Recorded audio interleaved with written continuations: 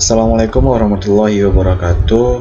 Perkenalkan, nama saya Hadi Irfan. Pada kesempatan kali ini saya akan menjelaskan keamanan jaringan, yaitu footprinting. Kita masuk ke dalam poin yang pertama, yaitu pengertian.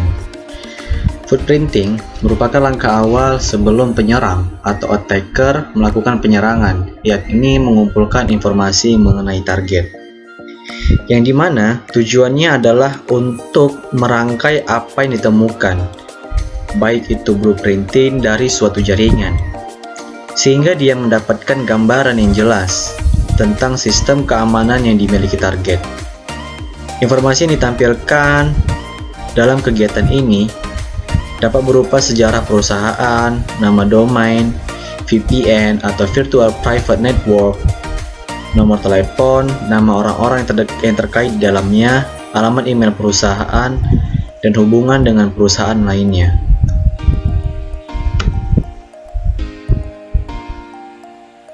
Nah, di dalam footprinting itu dapat dibagi menjadi dua bagian, yaitu yang pertama ada inner footprinting dan yang kedua outer footprinting. Nah, yang pertama ada inner footprinting, yaitu merupakan pencarian informasi terhadap suatu situs di mana pengguna sudah berada di dalam jaringan komputer tersebut, atau pengguna sudah berada di dalam gedungnya dan menggunakan fasilitas internet gratis. Dan yang kedua ada outer footprinting, yakni merupakan pencarian informasi terhadap situs di mana pengguna tidak berada di dalam jaringan komputer tersebut. Pengguna berada jauh dari komputer target. Nah, poin yang ketiga itu adalah tujuan dari footprinting. Yang pertama adalah mengumpulkan informasi jaringan.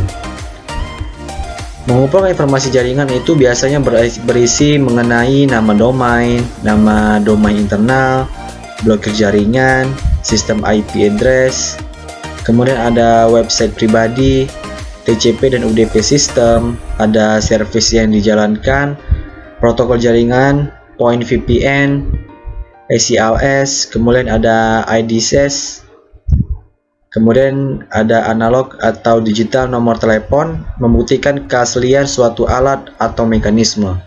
Dan yang kedua adalah mengumpulkan informasi sistem, yaitu biasanya berisi seperti pengguna dan nama grup, sistem spanduk, tabel routing, informasi SNMP, kemudian ada sistem arsitektur, ada lagi jenis sistem remote, nama sistem, dan kata sandi.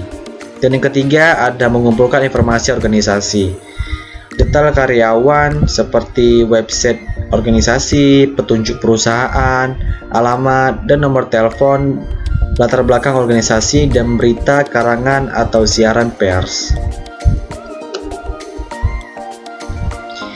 Kemudian ada pun ancaman dari footprinting, menemukan kerentanan dan eksploitasi untuk melancarkan serangan penyerang mengumpulkan informasi sistem tingkat berharga seperti rincian rekening, sistem operasi dan versi perangkat lunak lain, nama server, dan rincian skema database dari teknik footprinting.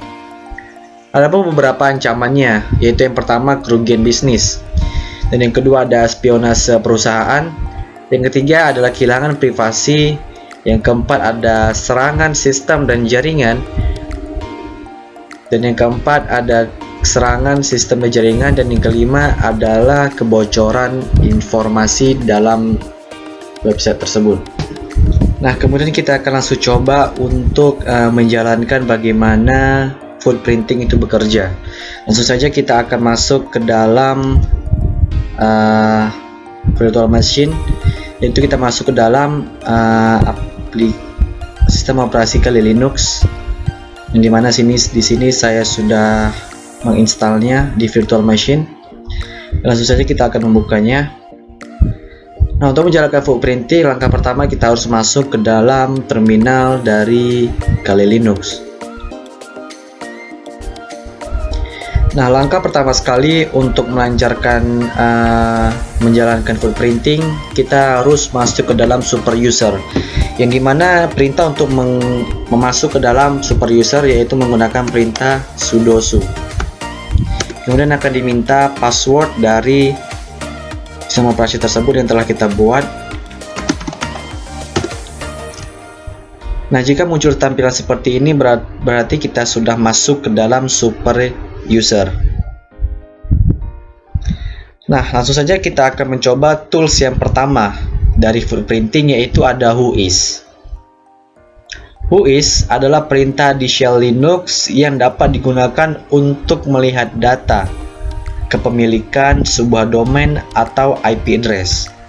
Nah, langkah sebelum untuk melancarkan tools yang pertama yaitu whois, kita harus terlebih dahulu menginstal yaitu whois itu sendiri, yaitu menggunakan perintah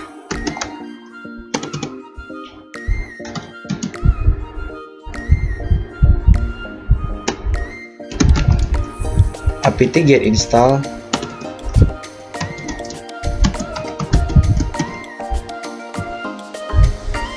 whois.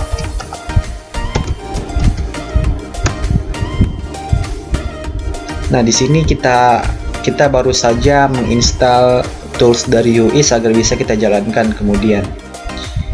Kemudian kita akan mencoba langsung perintah dari whois itu.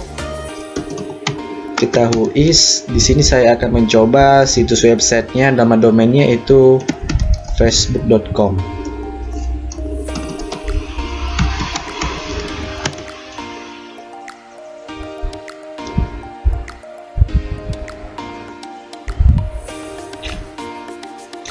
Nah, whois nama domain itu untuk mencari informasi ke pemilik domain, mengecek nama server yang digunakan, dan atau barangkali melihat email dari kepemilikan domain tersebut ketika kita tidak mendapatkan kontak dari pemilik website yang ingin kita hubungin.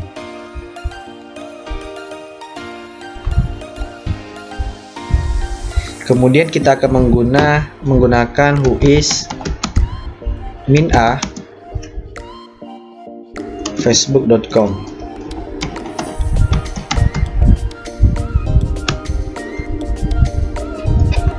Nah, penggunaan tools -a di sini yaitu berfungsi untuk melihat database, yang dimana database dari server facebook.com.